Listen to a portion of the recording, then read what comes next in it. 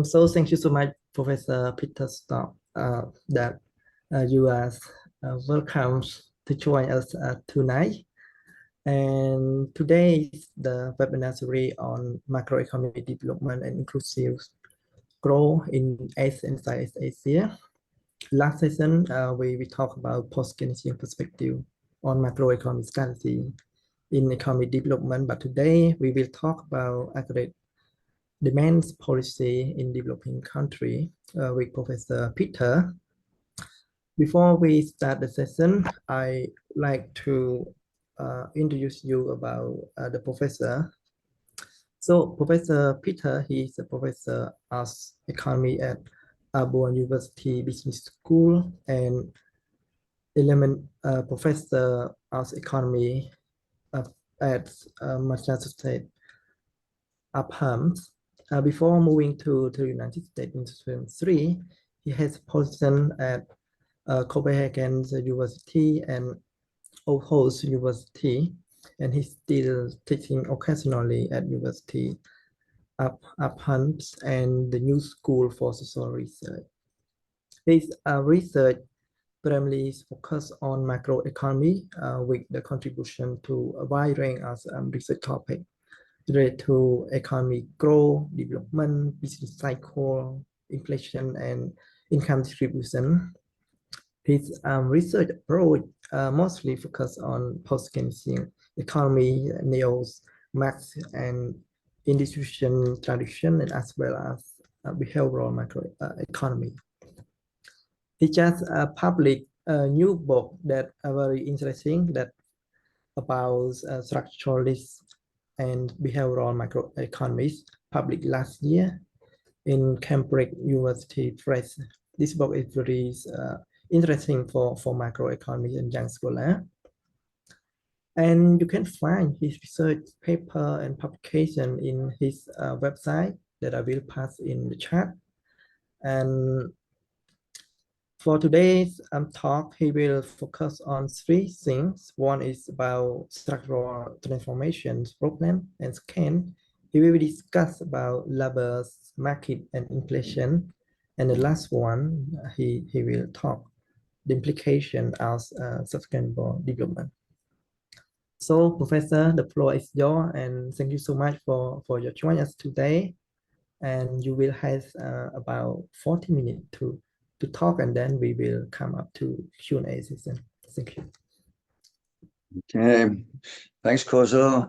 Thanks for inviting me. It's a pleasure to be with you, even if it's only virtually. Yeah, I was a little bit hesitant when Kozo first approached me, because I was not sure that I had anything interesting to say, given the kind of topic, the theme. I don't know, I can't claim to know anything about Southeast Asia. I've never even visited Southeast Asia, for that matter. But anyway, he persuaded me that what I had to say might be sufficiently interesting, and so I'm happy to be here. Let me start by just motivating what I'm doing. And the motivation is primarily that I think some standard macroeconomic models are applied often to developing economies, and I think these applications are somewhat questionable. I think the standard macroeconomic models have weaknesses. They may have weaknesses in general. I mean, even applied to advanced economies, rich economies, but some of these weaknesses become even more pronounced if one is trying to apply them to developing economies. So let me just give you a couple of examples of what I have in mind. I mean, if you look at sort of the mainstream macro models, the sort of, I guess, the flagship model is still in the mainstream a kind of DSGE model, then you have a very strong supply side focus. And so in the long run, it's basically supply-side factors that drive everything. You have a presumption of market mechanisms that are stable. There may be shocks and that leads to fluctuations, but otherwise you would have convergence to this basically full employment. It's not full employment because there may be some rigidities, so there may not be full employment, but it's convergence to a natural rate of unemployment. And when you think of that model, I mean, take as a simple example, if we take a sort of Calvo new Keynesian Phillips curve, I've seen people trying to estimate that on Brazilian data. It doesn't usually give very good fit. But in any case, it seems to be a just ignorance or just ignoring some key factors. I mean, if you look at official data, yes, you have unemployment rates. And I put in here series for a couple of countries. I picked a couple from Southeast Asia and then Brazil. And what you see is that unemployment rates fluctuate, and we have this data series, but basically, I would suggest that these unemployment rates are relatively uninformative. You have in Brazil, again, my knowledge of Southeast Asia is very limited. But in Brazil, you have vast amounts of underemployment primarily in urban informal sectors. And to suggest that the unemployment rate is sort of really a meaningful indicator of the state of the labor market seems to me just not convincing at all. And then you can turn to the other extreme, in a sense, a very common post-Keynesian view, is that all that matters is aggregate demand. There's a focus on the goods market, often almost exclusively, and aggregate demand is the driver of growth. There are no binding supply constraints. In fact, the absence of binding labor market or capital constraints is often seen as a defining characteristic of the Kaleskian model, so wage-led growth. And then you ask yourself, well, yes, do these models fit developing economies? I mean, they may not fit actually mature economies, economies that are close to full employment because labor constraints could become important there. But dual economies certainly have a lot of, if I just mentioned, a lot of underemployment. But does that mean that we have no supply side constraints?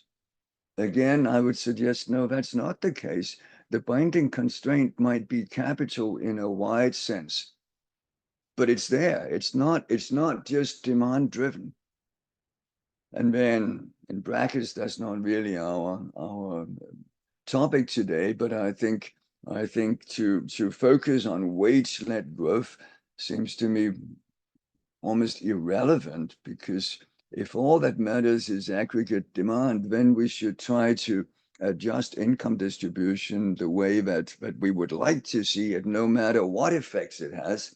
And then we can always have aggregate demand policy to adjust aggregate demand afterwards. We don't need to think of income distribution as just an instrument to produce growth, even if this were the correct model.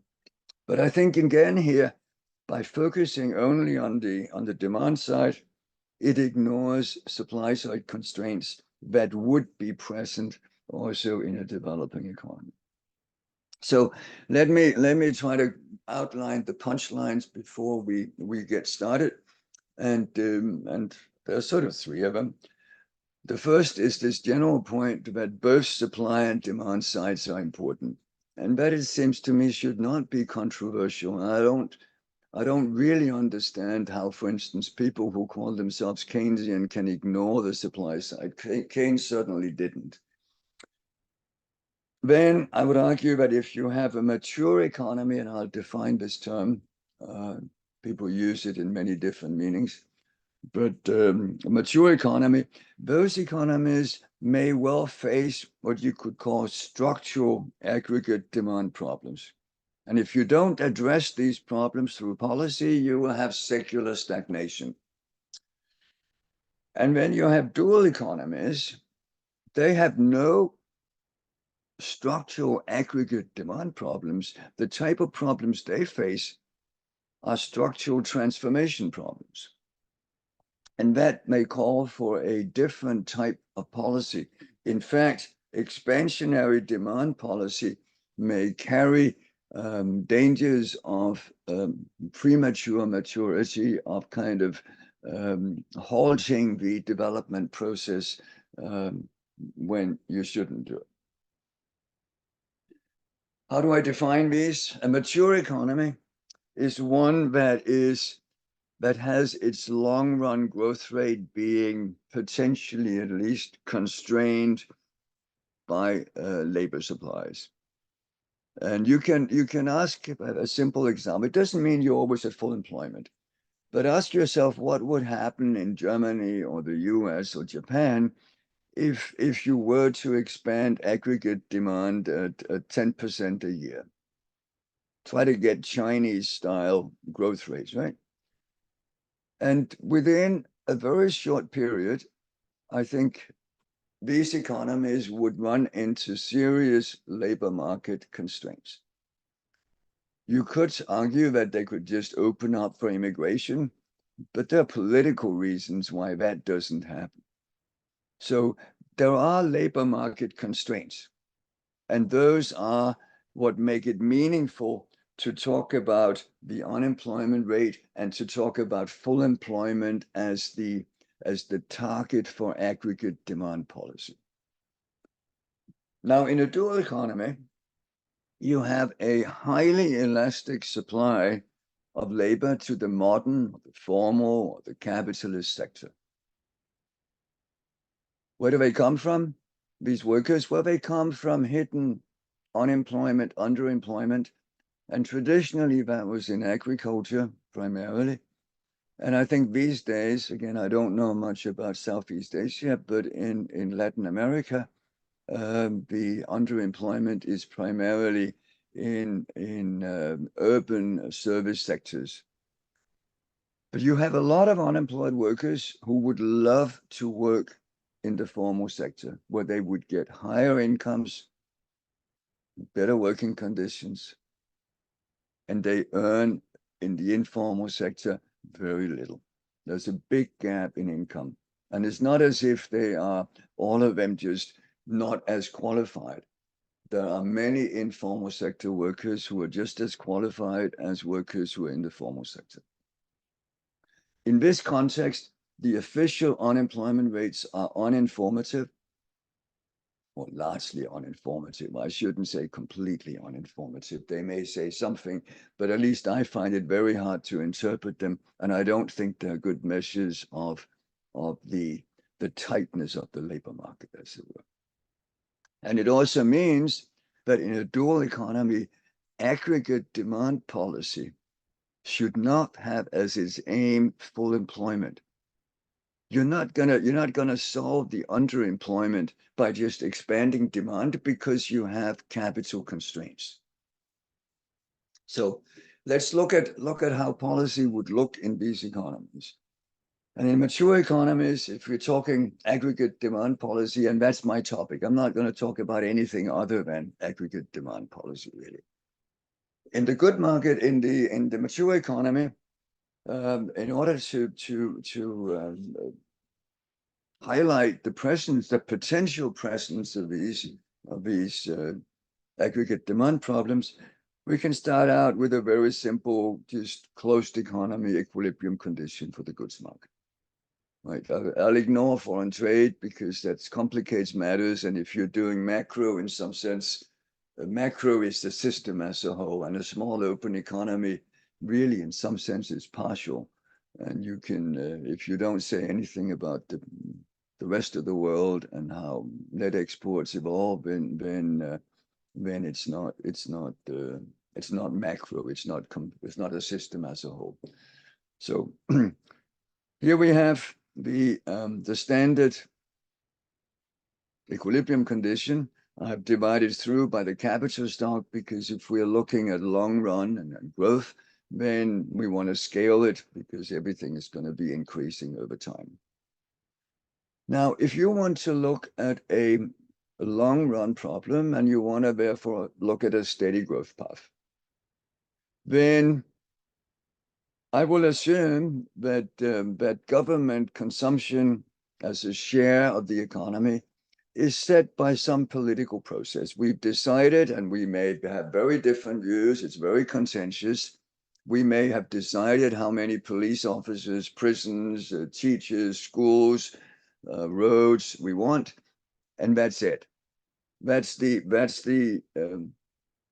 We now set what we want in terms of government purchase of goods and services. We shouldn't decide. I mean, why do I make it exogenous? Because I don't think we decide the number of prisons based on aggregate demand. Oh, we need more demand, so let's build a prison. Right? That would be pretty silly. So we've decided how many prisons we want, and that's it. So that ratio is gamma. That's now given. Then we have the investment to capital ratio. If we have steady growth with a constant output capital ratio, then that is equal to the growth rate plus the depreciation rate. That's just accounting. If you want to have a constant output capital ratio and you grow at the rate G and your capital depreciates at the rate delta, then this is your I over K. The output capital ratio, steady growth, that's constant. And that leaves us then with the consumption to capital ratio. If you want to maintain this full employment growth rate, if you want full employment, that's equal to the growth of the labor force in effective units. And so if you want to maintain full employment, then consumption has to be at that particular level. So labor constraint, G is equal to N. That's pinned down for you.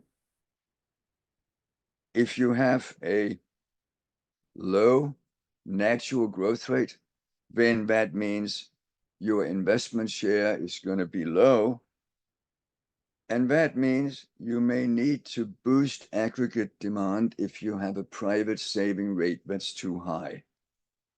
C may be a function of income and capital and maybe wealth, right? That would be a standard specification. And so you want to maintain full employment, so you want a particular level of C, well, you can adjust taxes. That's your aggregate demand policy. You adjust your fiscal and monetary policy so as to maintain full employment growth. That is functional finance as defined by Lerner back in 1943. Use fiscal and monetary policy to maintain full employment and to also achieve the desired split of demand between consumption and investment. As a result, you get certain tax rates, and that when you then look at what happens if B is government debt, then debt will evolve over time, G minus T plus I, B, right? So once you've determined your T, your monetary policy has set I, which has to do with getting the desired split between investment and consumption. B, the level of debt is predetermined. We decided how many police officers and teachers we want. Now you get an evolution for debt. Intrinsically, debt is neither good nor bad. It's a byproduct of a policy that aims to achieve what we would like to achieve. And in a mature economy, full employment, no overheating, no inflation, and then the appropriate split between consumption and investment are at least some of the objectives we want to achieve and that we can achieve through fiscal policy. You can then ask, what are the implications for the debt? Well, it's easy to see that the long-run debt ratio depends inversely on the natural growth rate. If we have an economy that is growing at a high rate, intuitively, then this term is going to be large. That means we may have to squeeze consumption to make space for investment. That means taxes will be high. That means debt will accumulate slowly, and we would get a lower debt ratio. So we get the debt ratio not rising without bounds, but converging to a level that depends inversely on the natural growth rate, inversely on the consumption of government, which is sort of, when you see it initially, you think, hey, that's wrong, that's counterintuitive, but it's not counterintuitive, because again, go back to the equilibrium condition. If we raise G, then we need to reduce something else, and we wanted to keep investment fixed in order to grow. And that means we have to reduce consumption, and we have to raise taxes. And via the balanced budget multiplier, we need to raise taxes more than government spending. Okay, these are very robust results. There's one exception where they don't apply. And that's if you have a kind of Ramsey model, DSGE type situation, where you have households that optimize over an infinite horizon and where you have Ricardian equivalence. In those models, there is no problem because consumption will always adjust and maintain full employment. Fiscal policy wouldn't be effective anyway, but doesn't matter. Once you move outside that infinite horizon Ramsey model, whether it's a perfect optimization overlapping generations model or a traditional Keynesian model or a stock flow consistent model, you get these qualitative results. Now, this was for a mature economy. What about a dual economy? Well, the key difference is that in the dual economy, the capital stock was the binding constraint on the modern sector. We want to have accumulation that is as rapid as possible, which means that when we look at the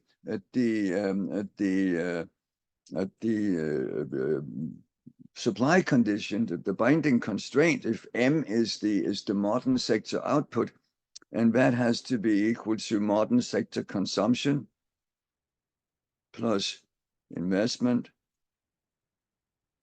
plus modern sector consumption by the government. This is given if we have investment that's high,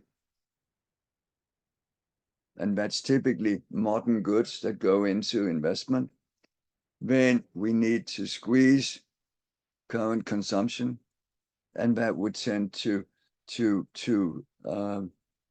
even lead to low debt, right? If we were to be in a situation where we had a lot of modern sector output and we didn't want to consume it and we didn't want to spend it on government consumption, then great, this is an opportunity. Invest it.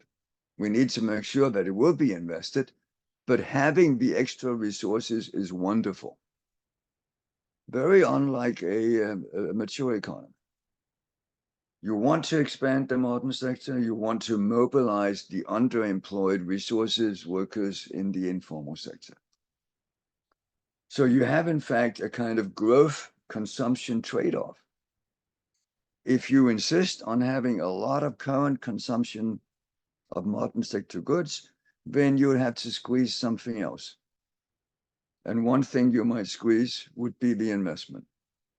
And then you're hurting your future prospects, because this is going to affect the supply constraint next period, and how many workers you can employ in the modern sector, how many workers you can lift out of underemployment. Just to illustrate this, I depicted here China's share of investment in GDP, which, I mean, you see slightly different data, but it hovers between 40 and 50. Whereas if you look at some of the mature economies, you have investment shares that are typically round about 20, or maybe even lower. These figures are a bit higher, and I sometimes see them for the US. But anyways, from the same source, so maybe they're comparable. But in any case, big difference. If you grow at China's rates, you need to invest a lot. If you grow at a slow rate, you devote less of your income to investment. So what should policy be in a dual economy? Well, there's all of the sort of non-aggregate demand elements that are in some ways much more important. You need some public investment. You need some infrastructure, education, health spending that would not be forthcoming from the private sector. So you need a state that actually engages in some of these activities. You also need to make sure that you get private investment if you rely on the private sector. And that means that you have to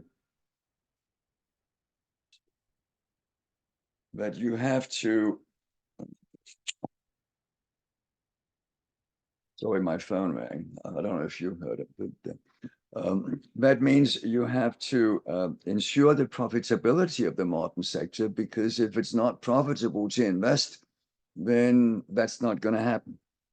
You want to make sure that there is finance available to the modern sector. And you want to make sure that you have the complementary public investment that goes back to what I mentioned up here. And you may want to engage in industrial policy, which again is becoming popular in the US, and maybe it'll become a little bit easier. For a while, that was maybe a difficult thing to do, to implement in developing economies, because WTO regulations and all kinds of stuff, political pressures preventing it. But you may well want to do that infant industry production and trying to prioritize the sectors that in your particular economy might be the ones that are most promising and that fits wherever this economy may be. What about aggregate demand? This was all kind of non-aggregate demand policy. Well, aggregate demand policy, if you want to say functional finance in a dual economy, Lerner didn't talk about that. But if we were to adapt the same principle, there are things we care about, and then we use our fiscal instruments and monetary instruments to achieve those targets. Then what do? Well, we've set the target accumulation rate. We've decided, in a sense, how fast, how much we want to invest. And that involves a potential trade-off between consumption and investment. If we have limited resources due to capital constraints, then if we want to expand a lot, we have to cut down on the consumption of modern sector goods. But now we've set the target accumulation rate. Then we need to make space for investment. We need to adjust our fiscal monetary policy so that we actually allow the resources that we need to grow at that rate. And we need to ensure the incentives of the modern sector expansion, profitability. We need to stabilize demand. There'll be a lot of need for stabilization, even in a dual economy. That's the instability of the full utilization of resources outcome would exist also in a dual economy, even if it's the capital stock that's the binding constraint. And of course, if you have an open economy, it also involves looking carefully at real exchange rates, balance of payments issues. You want to maintain a stable and competitive real exchange rate. We can try to formalize this. How am I doing for time? I won't go through the algebra in great detail, but let me just quickly outline how you can formalize this. The formalization becomes a little bit more difficult than in a one-sector model, because if you have a formal modern sector and an informal sector, and they're quite different, you can't just merge them and pretend it's one economy. So you'd need a two-sector model. So formal modern sector, capital intensive, the on-chip production function for simplicity, that may or may not be super accurate, but I think it's a much better starting point than having a smooth neoclassical production function where you just move up the function. I think there are all kinds of reasons why that is misleading. Markup pricing in the modern sector. When you have an informal, traditional sector, only labor input, it's less capital intensive. And when you formalize things, you sometimes take stylized cases. The informal sector is the residual employer in inverted commas, because it may not be employment, it may be just self-employment. If you fail to get a job in the formal sector, you have to make a living, and you try to do something, whether it's trying to hire yourself out as a day laborer, or setting up a food stall, or trying to offering to wash people's windows, or whatever. People move into the informal sector where you have underemployment. You have a lot of people, say, I mean, a visible example, street vendors who are out there all day and basically not selling that much. So a lot of kind of just idling, waiting for customers. Their incomes would be demand determined.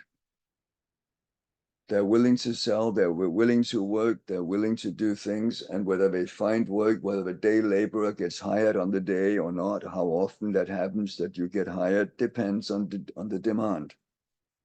So demand determined incomes. Formalize it, the on-chip production function. I'm going to simplify. M is modern sector output. I'm going to just, for notational reasons, set M over K equal to 1. It doesn't matter. A fixed markup giving you a profit share, pi, and that then gives you a real product wage in the modern sector. Then you have the informal sector, where you have the residual employment. Whoever is not employed in the modern sector moves into the informal sector. You have output, and you have an effective employment rate, E. You may have all these workers who are trying to find work but not succeeding. They're not counted as unemployed, but the effective employment rate is E times LA. And then you get the average income, which is simply the value of all the stuff, all the informal goods produced and sold, divided by the number of workers. Demand side, all disposable wage income is spent. You have taxes on formal sector wages and on capital income, but not, almost by definition, on informal sector activities. And this you can formalize. I've maintained my simple assumptions about exogenous government spending, contentious, but that's a different issue. It's not aggregate demand policy.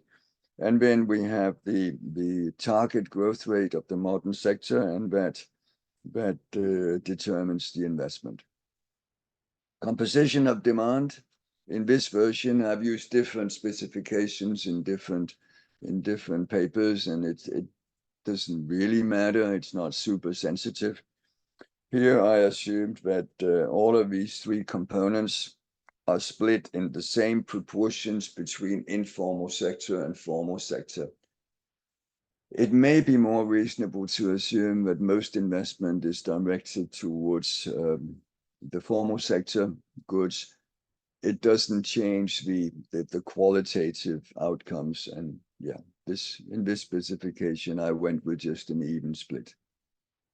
You can now derive equilibrium conditions. Here's the one for the informal sector. I won't go through the algebra. And you can then add either you can add the equilibrium condition for the modern sector, or you can add an overall IS condition, which I did here, but absolutely equivalent. And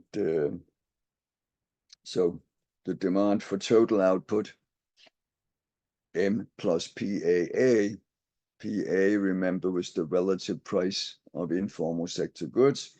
And this here is when plugging in the consumption, investment, and government consumption equations. You now get, is that a question?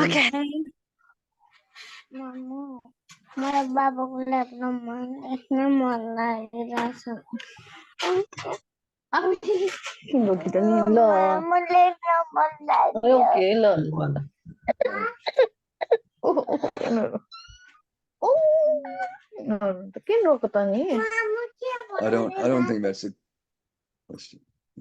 Oh, okay. Okay, so this then gives when you put these equations together, you get an expression for the formal sector growth rate. You had a target for that, and you have it depends. Delta is just depreciation rate. Gamma was this government consumption to capital ratio exogenous. This here is capitalist consumption depending on their income and on their wealth. Their wealth is 1 plus B. B is government debt divided by the capital stock. And here you have consumption by workers. And so you get this expression. And the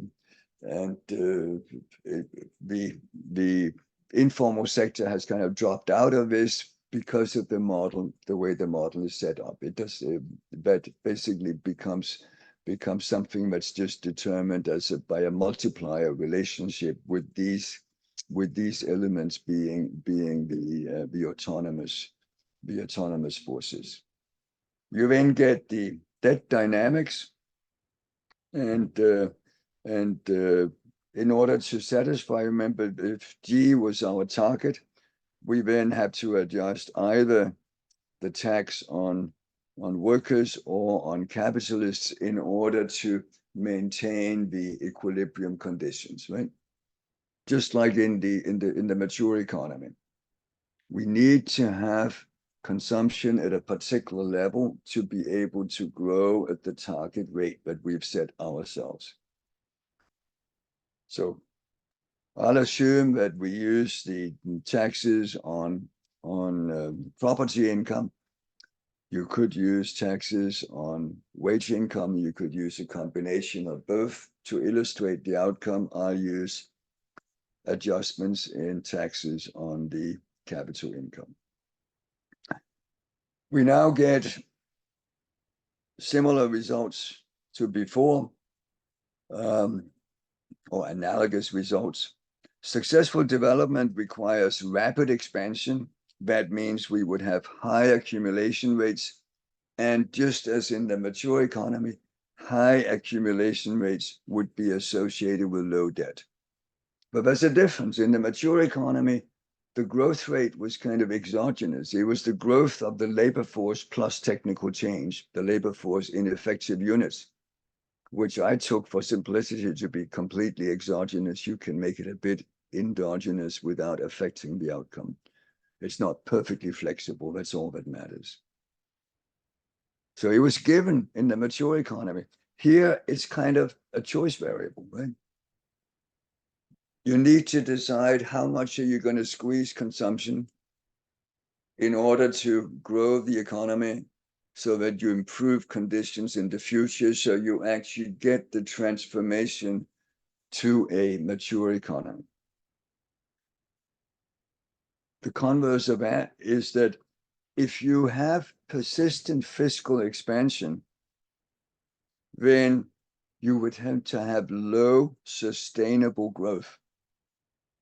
Because if you have M equal to Cm plus Im plus Gm, and if you have high consumption, private consumption, and you've set your spending on government spending on modern goods and services, and M is given, then you would have to squeeze something, and that would have to be the investment. So you have this consumption investment trade-off, and if you insist on persistent expansion that boosts consumption, you're going to have low growth.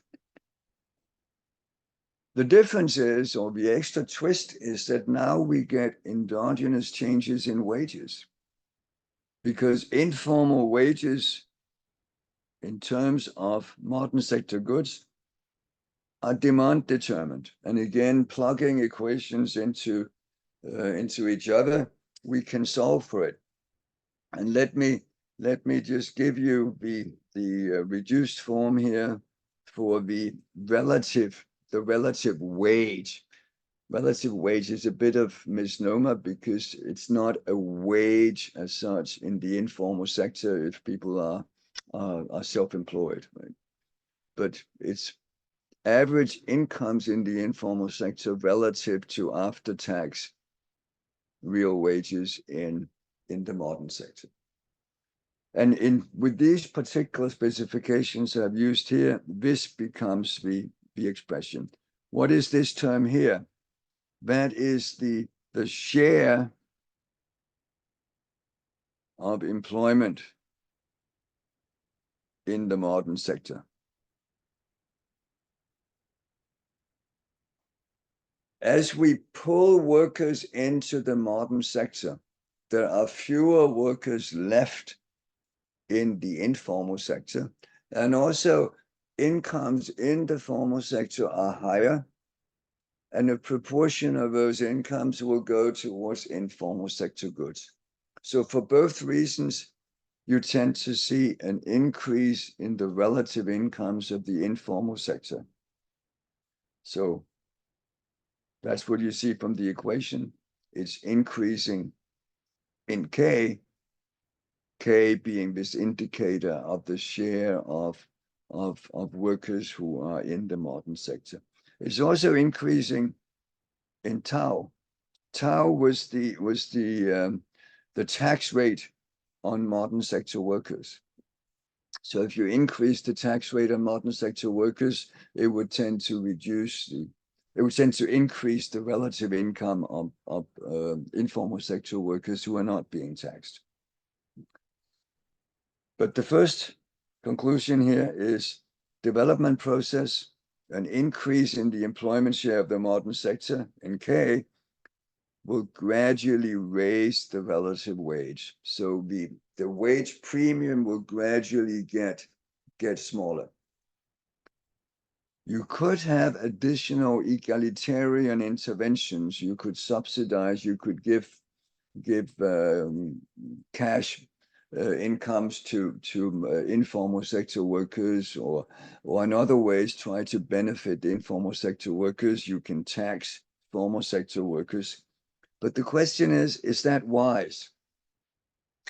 And I'm not sure it always is. At least you have to be very careful about doing it. And why do you have to be careful?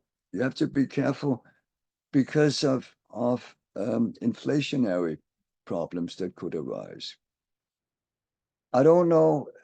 I mean, you know more about this, and I have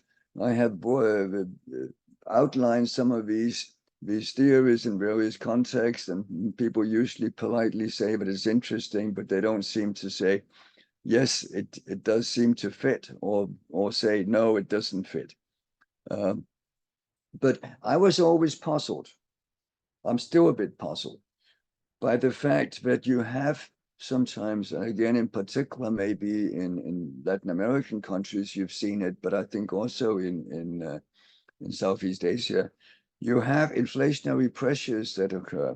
And they happen even though you have a high wage premium in the modern sector and there's significant underemployment.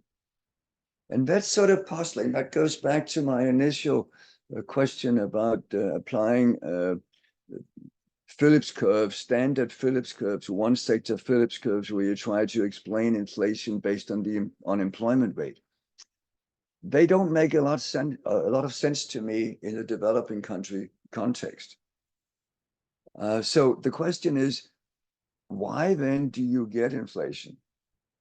And what I sort of have come up with as a possible element in that story is that you have, of course, wage and price setting in the modern sector. And I assumed markup pricing and a fixed profit share. You could modify that a little bit, but that's a nice, simple benchmark assumption, and it's probably not too far from the truth.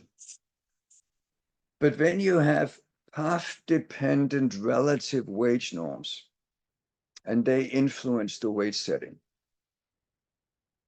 why would wage norms influence wage setting? Well, because if workers feel that something is unfair, then that tends to influence productivity, influence effort, influence maybe turnover, influence a lot of things that affects firms' bottom lines. Firms may not have an interest in actually violating established pay norms, at least to a large extent. Now, what that means is that if you get large violations of prevailing wage norms, you may get wage pressures. Wage norms are path dependent, and that's important. They're path dependent, and that means you can violate wage norms a little bit, and you can gradually change the norms without sparking a lot of inflation. But if you have big and visible shifts, you may get into trouble. The path dependence is simple thought experiment. If you are paid $20 an hour and you think that's fair, that's been happening for a long time, and then unexpectedly you get a pay rise to $25. How do you react to that? Well, you're happy. And then you start thinking, yeah, actually, I mean, I should be paid $25, right? I mean, that's only fair. And I don't think it'll take us very long to adjust upwards to feeling that, yes, we are certainly worth more than we were paid before. So if after a little while, your employer then say, oh, no, I made a mistake. 20 is the fair level, and I'm gonna reduce it to 20 again. Then I suggest that you would now feel that's grossly unfair. We have adjusted our notions of what should be a fair wage. And the same thing happens with relative wages. If you are getting 50% more than a coworker, and it's always been like that, because you have a different job or you work in a different firm or whatever, then if all of a sudden that what did I say, 50% wage premium is reduced to 25 or 10%, nothing has happened to your wage. You would say, hey, you know, something is happening here. You want to keep up with the Joneses. I mean, the relative pay norm has been upset, and that will lead to stronger wage demands from you and maybe your union if you're part of a union. So what does that suggest? It suggests that you have to be a bit mindful about having large, abrupt changes in income distribution. So function of finance in a dual economy. Set the target growth rate for the M sector. And that's a tricky one because there's a great need for consumption right now if people are poor. But if you want to transform the economy into a richer economy, you need to invest. And then once you've decided that trade-off, you have to make space for accumulation, but you also have to satisfy the inflation constraint, as it were. Don't upset wage differentials too much. Don't boost aggregate demand in a way so that incomes in the informal sector all of a sudden go up by an awful lot. If you fail to squeeze consumption sufficiently, then you cannot realize your growth target. On an open economy, you can only do it by importing. But even if you squeeze consumption, you got to do it in the right way.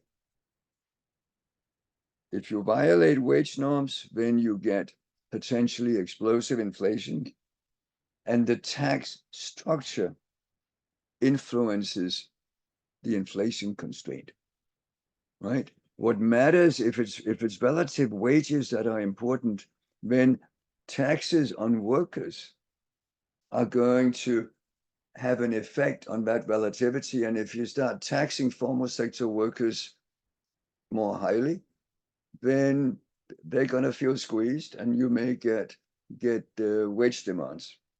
So you need to then, in that situation, make sure that it's taxes on luxury goods that go up or taxes on profits that go up,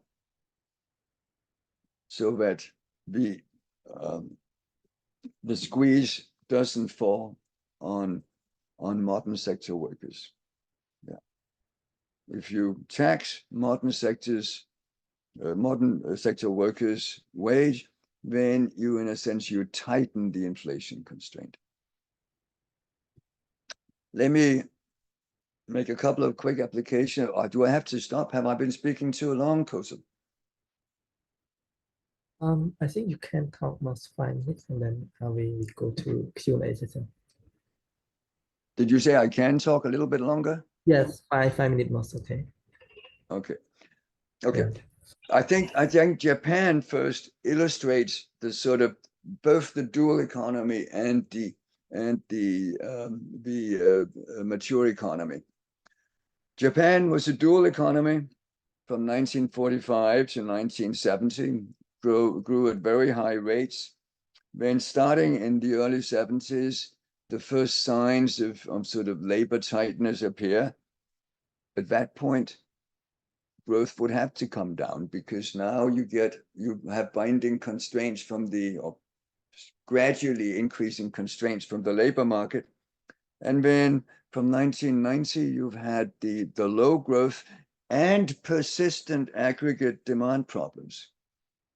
Persistent aggregate demand problems because you have high saving rates still, but now you had low natural growth rates. How does that manifest itself? It manifested itself in both a monetary policy that was as expansionary as it could be, zero interest rates, but also fiscal deficits that reluctantly were allowed to build up, so that today you have a debt income ratio, public debt income ratio that's above 250%. Starting in 1990 at about 40%. Now, some people see that as a problem. Some people say, like Obstfeld here, oh, Japan's case illustrates how dangerous it can be to tolerate large public debt. But that's exactly wrong.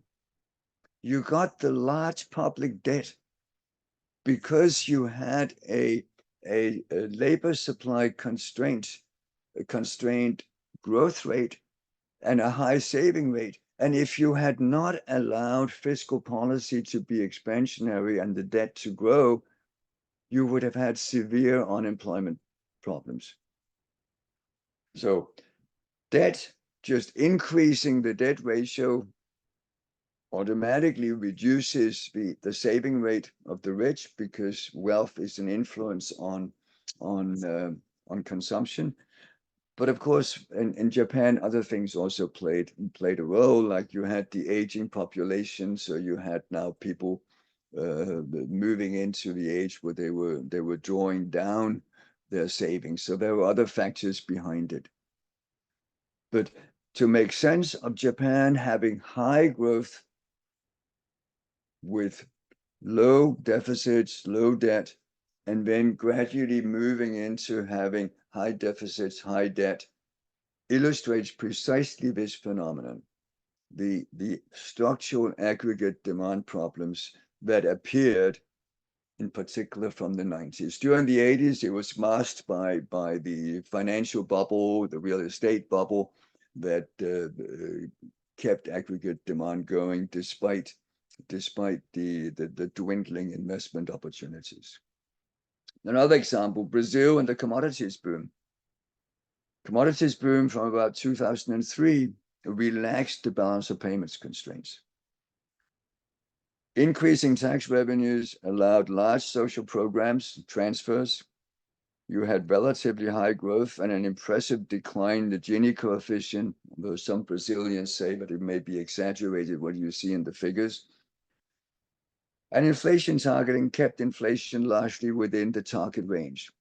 Looks like a wonderful success story. In some ways it was, but the real exchange rate appreciated enormously. You saw a large increase in the share of non-tradables in GDP. You saw a deteriorating balance of payments from 2008.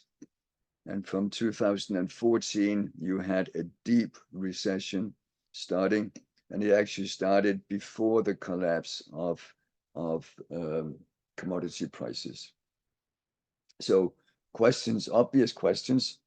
Should there have been greater focus on modern sector investment and the real exchange rate? And I would say yes, unambiguously yes. Was there a failure to confront entrenched interests and maybe try to tax luxury consumption, reduce other demands? Yes. Could luxury consumption have been squeezed? Yes. Well, politically, I don't know, but the failure to do so was a problem. And I've some data here just to show you, but I think I'll skip that. Southeast Asia versus Brazil. I put some graphs, but you know much more. Let me skip those. I think basically Southeast Asia appears to have been much better at ensuring a stable and presumably fairly competitive real exchange rate. The growth rates has also been on average higher than in Brazil, even during the years when Brazil did reasonably well. So in some ways, you seem to have had a more sensible aggregate demand policy and maybe other policies. So conclusions, both the supply and demand sides are important, and the policy problems reflecting the different supply sides. The aggregate demand problems, the policy problems are different in mature and dual economies. And just saying boosting aggregate demand, that is not a long-term development strategy. If you want to have fast investment, you need to be mindful of the supply side constraints coming primarily from the capital side. Dual economies, unlike mature economies, do not have structural aggregate demand problems. High saving rate would be a blessing. The structural transformation problem, you have underemployment, you want to have high investment, public investment is needed. Squeeze luxury consumption, not investment. And a successful policy, development policy, will typically lead to low public debt as you make space for high investment. You need to stabilize demand. That's important. I haven't talked about stabilization. And you need to, if you're an open economy, avoid the real exchange overvaluation. I've been trying to run through a lot of material. Should you be interested in any of it, then these are some of the sources I've been drawing on, a couple of papers from 2021. And then my book does have a discussion both of inflation in developing economies and of the sort of functional finance aspects of policy. So thanks, and sorry for having spoken longer than I should, but yeah. Thank you so much, Professor. There are a lot of information. So right now, that is your turn, participant.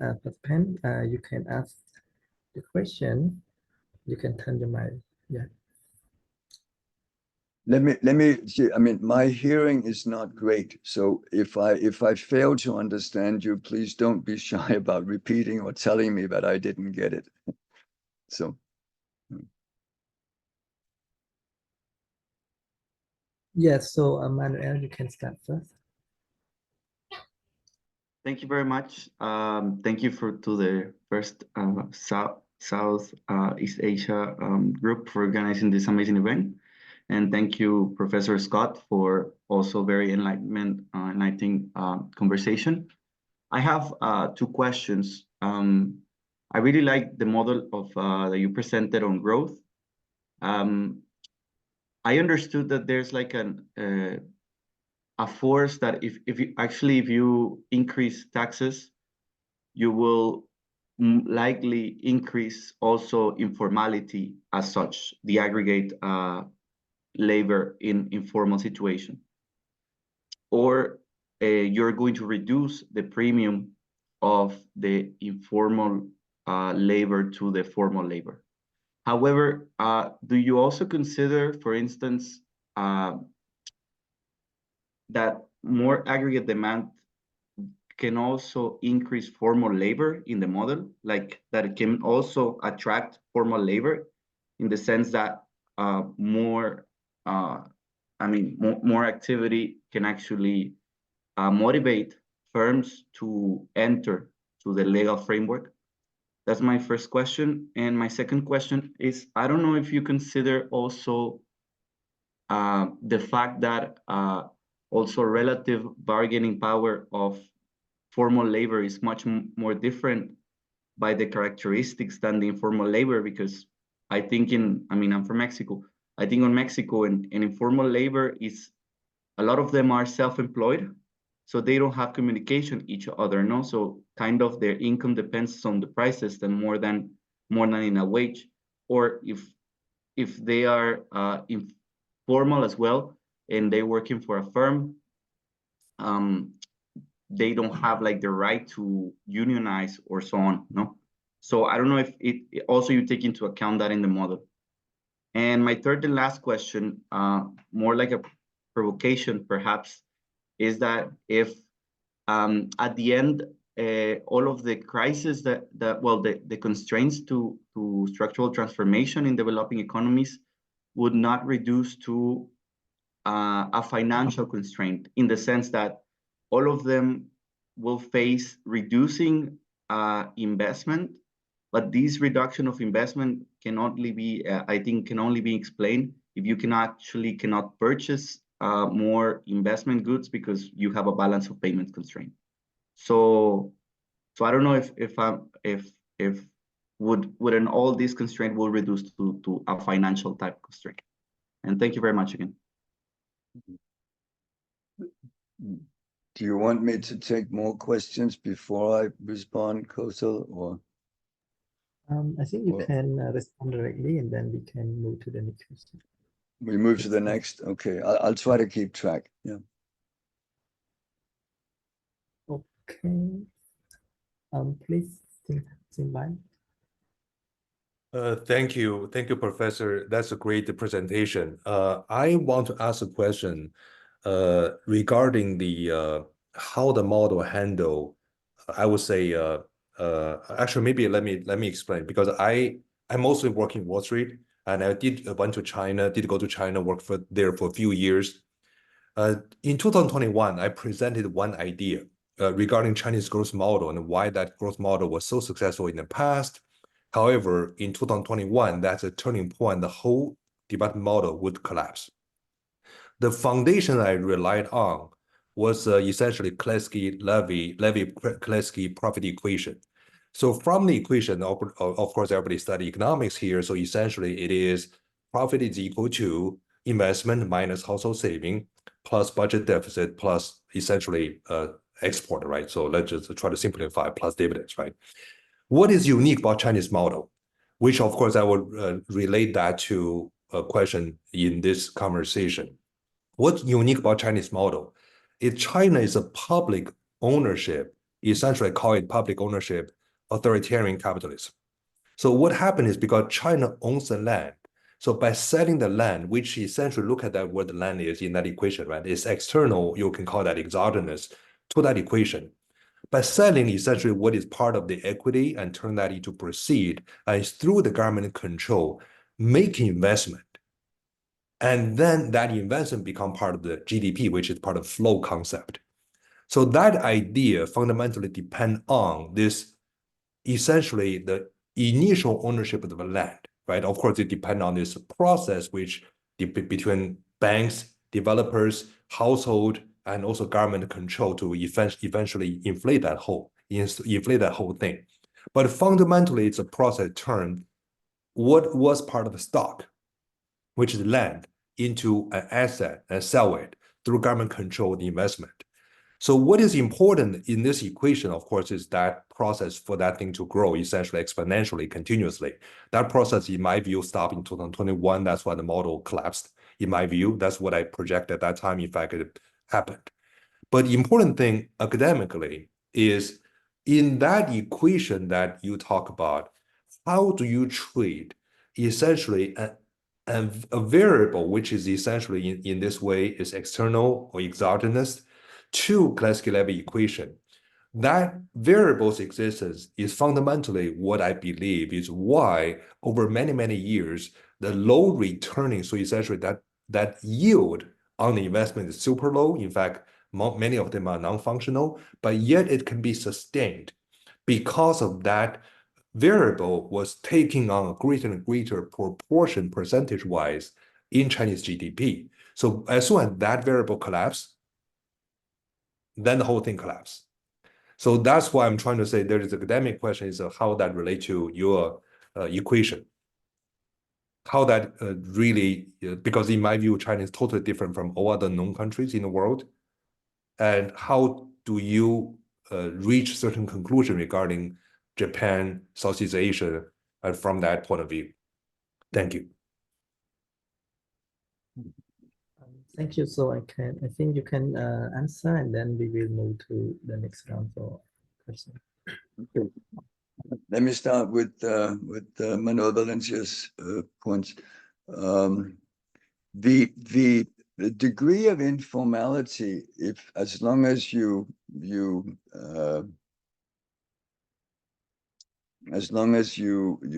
don't start importing, exporting, is basically determined by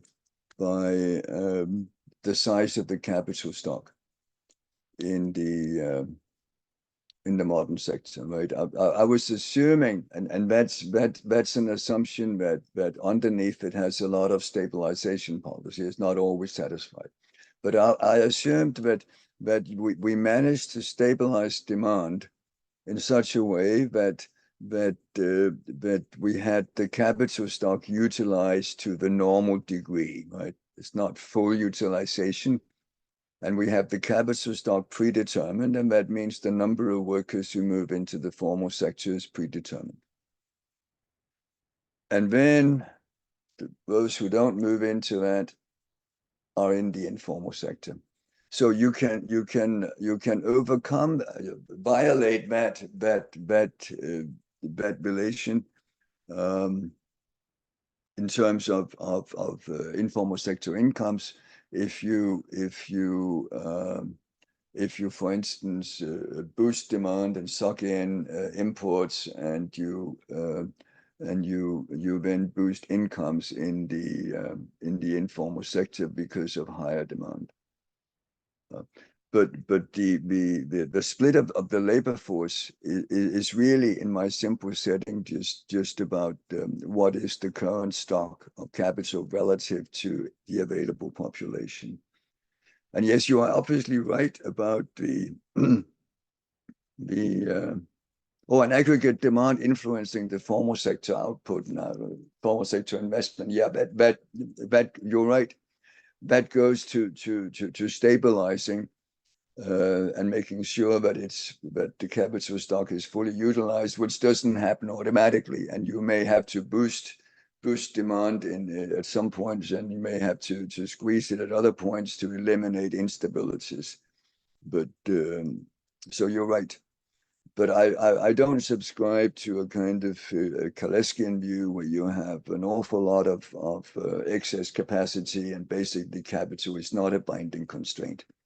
I don't think Kaleski did either, actually. He was quite explicit on that, if you read some of his development work. Bargaining power, yeah, I mean, there's a fundamental difference between the informal and the formal sector. And in the informal sector, incomes are not determined, in my story, by bargaining. There is some bargaining going on, I'm sure, in informal sector companies where it is a wage relationship. But it's basically, in my story, you have a demand-determined income. A certain amount is being spent. Consumption is being split with the proportion, I think it was 1 minus alpha, going to informal sector goods. And so that determines, when you divide the total spending on informal goods by the number of workers, determines their average income. So how do the two interact? Well, clearly, in some ways, you don't have what's happening to the incomes of an impoverished street vendor directly influencing the wage demands of skilled workers in Brazil who are working for Embraer. But you have, in a sense, a sort of cascade. You have if you have informal food sector workers, they may actually compare themselves, and the workers in formal restaurants may compare themselves to what is relatively close, and you get a sort of cascading effect. Do people know what informal sector workers earn?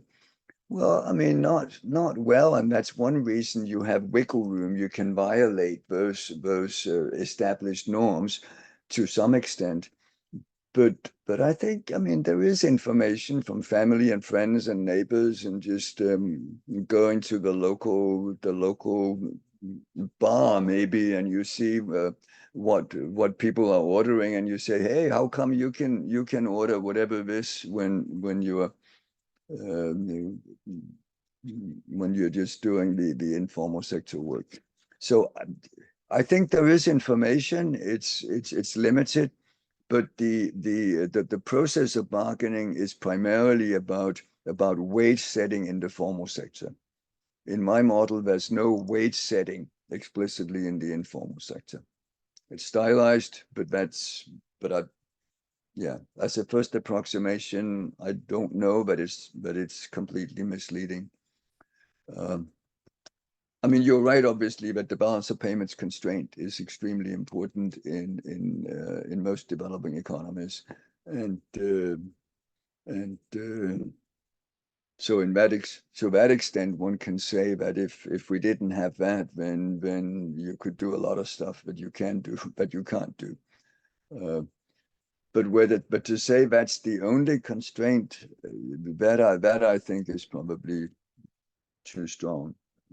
But maybe I didn't quite catch what you had in mind. Shengbei, I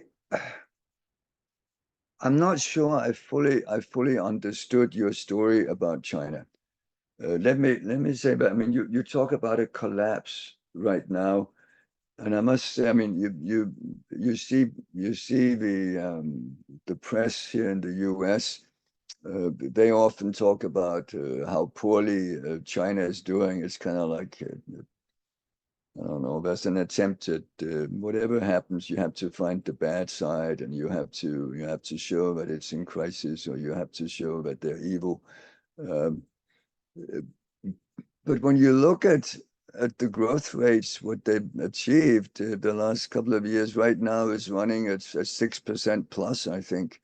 The GDP growth, whatever those numbers, I mean, is GDP what you should be focusing on primarily when you measure performance? That's a completely different story. But the idea that China has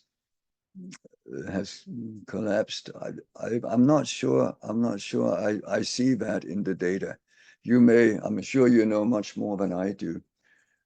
I have never thought about, and maybe that's something that has played an important role, the kind of public ownership of land and selling it, and how that influences things down the line.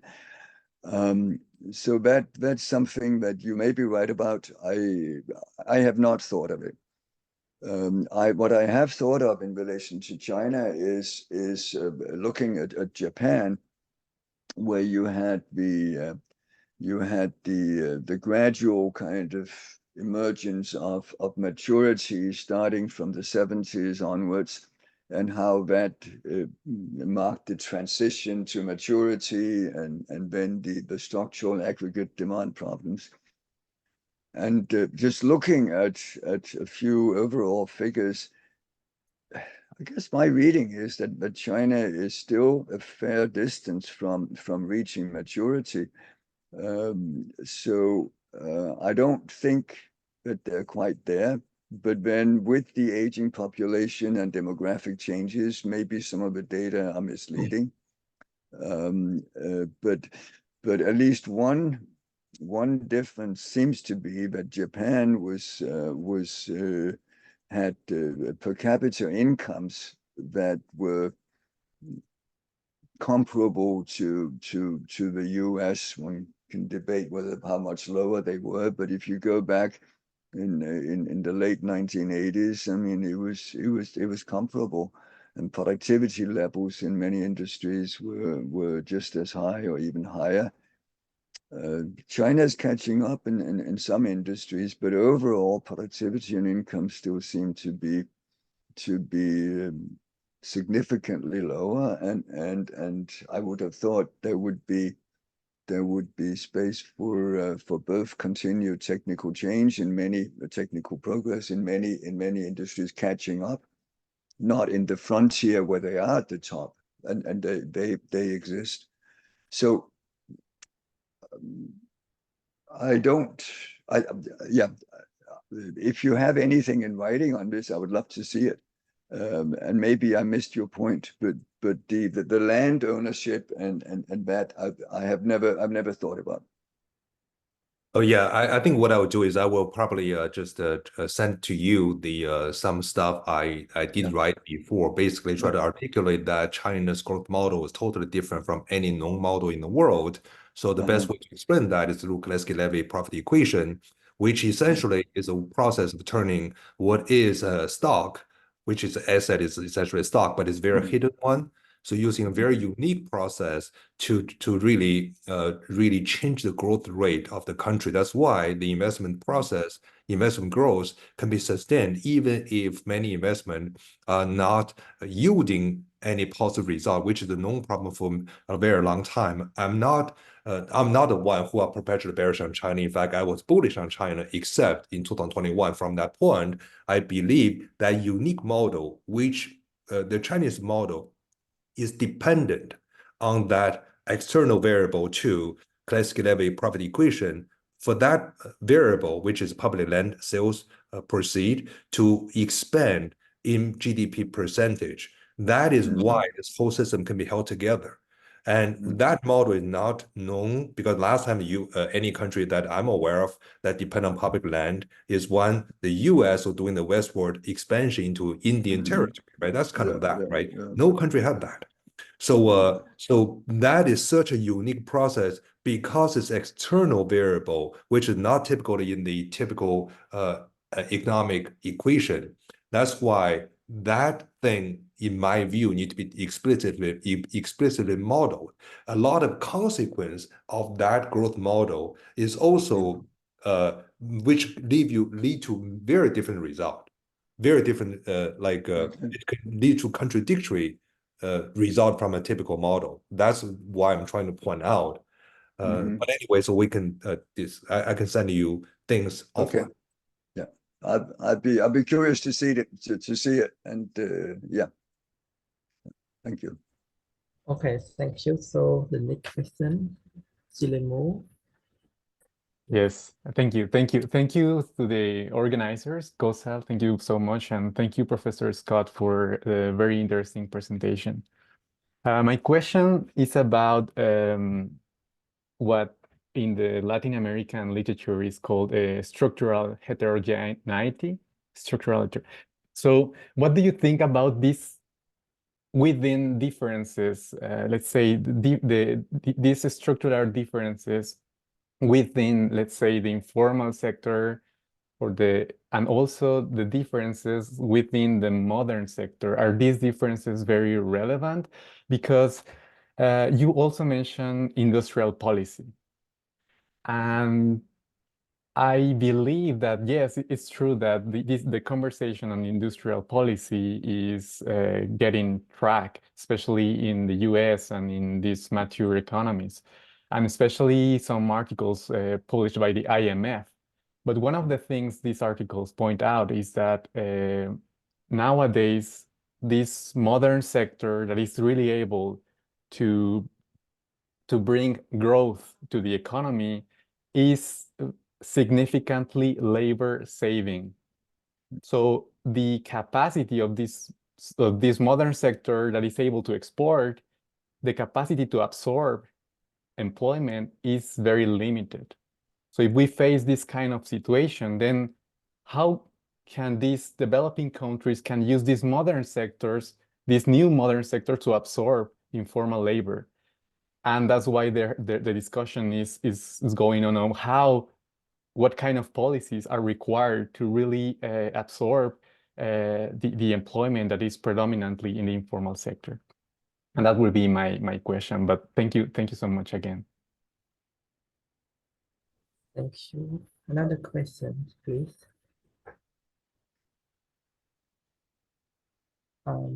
If no, I think you can answer, and then we can move to the next round. I mean, you are clearly right that one needs to go beyond just my stylized two sectors. I think the stylized two sectors are an important step away from just the one sector model that people typically use. And I think it does capture in a stylized way some of the issues that you need to address. But within those informal and formal sectors, there are a diverse range of activities and with different characteristics, both in terms of production possibilities and demand structures and whatnot. So yes, one needs to disaggregate and to some, not just to some extent. I think basically when you do that, you probably need to do that based on knowledge of whatever economy you want to analyze. I think that the specifics will tend to be different. Different economies have are in different current states. And so it wouldn't be the same delineations, it wouldn't be the same policies. You would need to start out where you are and figure out what are the sectors you want to favor in your industrial policy, what are their linkages with other existing sectors? What is the prospect of exporting, getting into foreign markets? And those questions will have different answers in different economies, depending on local conditions and depending on the current state of both the education of the labor force and a whole range of other variables. There is a pessimism, which I think you're rightly pointing to, about, hey, the old strategy no longer works because industry or manufacturing is now declining in importance and creates less employment, and a number of people have talked about that, including, I believe, Danny Roderick and others. And yes, that is correct, that in some ways the traditional manufacturing sector has declined. A little bit of that decline, I think, has to do with just outsourcing. I mean, it used to be that all the cleaning and office and janitors and a lot of sort of service inputs were done in-house, and now they're being parceled out and they get counted as something else. But even if one discounts those factors, it's probably true.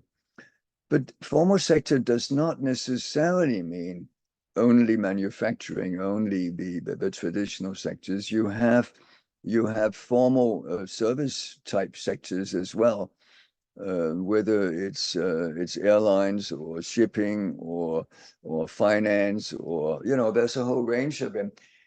I don't think that they're in general large employers. And maybe what is happening is that if as our consumption shifts, the agricultural products are less important, and maybe some industrial goods will be less important, at least in terms of the labor embodied in those goods. And that we can take out in two ways, either in terms of more leisure or in terms of just shifting people into the service sectors that now are in demand. I don't see why it would need to lead to involuntary unemployment. I can see why in rich countries it might be good if we actually stop working as much and have more leisure and do more of the stuff. I mean, as Keynes talked about in his Opportunities for Our Grandchildren, whatever the title was. I mean, why do we want to work more than 15 hours a week, and then we can do all the fun stuff, whether it's going out and painting flowers or playing football or having long discussions and reading philosophy. But of course, that answer is not good if you have a country that is at the moment at a low level of income, and where you have people who clearly have material needs that have not been fulfilled, right? So the question is for those countries, you need to increase productivity levels, and the way to do that essentially is to move workers from an informal sector with underemployment and low productivity into some formal sector activities. Exactly what they should be. Should they be tradable and non-tradable goods? Well, again, I think that sort of may depend on the specific context, but that was a lot of waffle. Basically, I think you're right, but I don't think I mean, at the end of the day, I don't think I agree with the deep pessimism, and I don't think it changes the fundamental aspects, but to increase the modern high productivity sectors, some kind of investment is needed. Investment can take many forms, and part of it is education, right? And you need that. And that is a binding constraint, it seems to me, rather than just the raw labor. And we need to recognize that and yeah.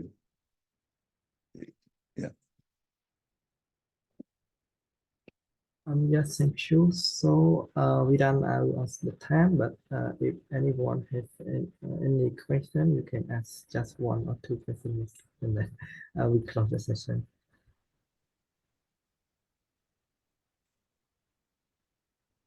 Maybe no. So I think we can close this session. Thank you so much, Professor, and thank you everyone for your discussion and ask question.